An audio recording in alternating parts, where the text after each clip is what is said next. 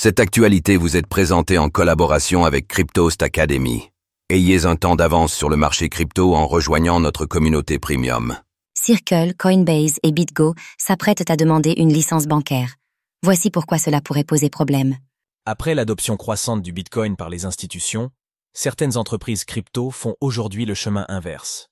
Circle, Coinbase et BitGo envisagent une licence bancaire, un rapprochement avec la finance traditionnelle qui pourrait bouleverser l'équilibre du secteur.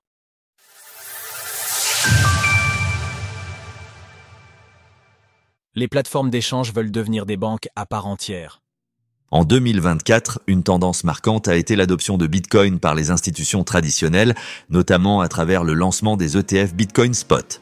Bien que ces produits ne permettent pas à leurs détenteurs de profiter pleinement des propriétés du BTC, ils offrent une exposition à son prix et contribuent à accroître la liquidité du marché.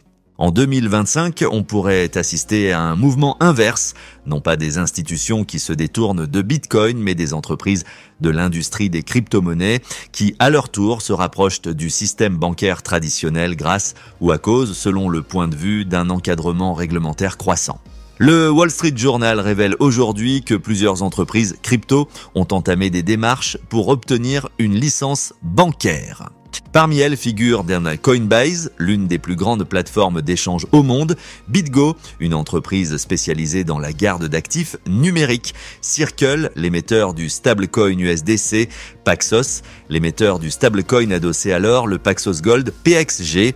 Si ces licences étaient accordées en 2025, cette année marquerait un tournant décisif, celui de l'institutionnalisation du marché des crypto-monnaies.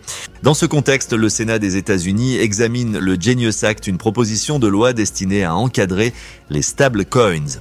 Le texte prévoit des réserves obligatoires en 1 qui interdit les stablecoins algorithmiques et exige une transparence totale. Les émetteurs gérant plus de 10 milliards de dollars d'actifs seraient directement supervisés par la Réserve fédérale, Fed. Derrière les licences bancaires, des risques pour l'industrie des crypto-monnaies. Bien que ces annonces puissent être perçues par beaucoup comme une avancée positive pour le secteur, elles soulèvent néanmoins des risques importants, notamment en ce qui concerne la neutralité de certaines blockchains et l'intégrité des fonds des utilisateurs. Tout d'abord, l'obtention d'une licence bancaire ouvrirait la possibilité pour ces entreprises de pratiquer la réserve fractionnaire avec les dépôts en monnaie fiduciaire de leurs clients.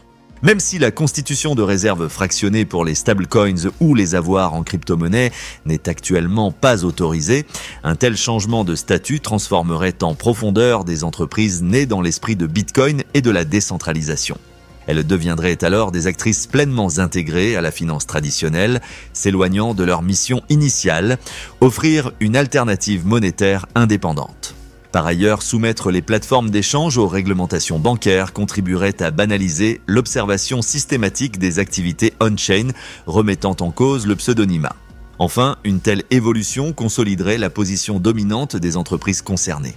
Les investisseurs néophytes, en quête de sécurité, seraient naturellement enclins à se tourner vers des acteurs disposant d'une licence bancaire, au détriment des exchanges plus petits, incapables de remplir ces critères. Cela risquerait de renforcer un monopole et d'étouffer l'innovation dans l'écosystème crypto. Retrouvez toutes les actualités crypto sur le site cryptost.fr.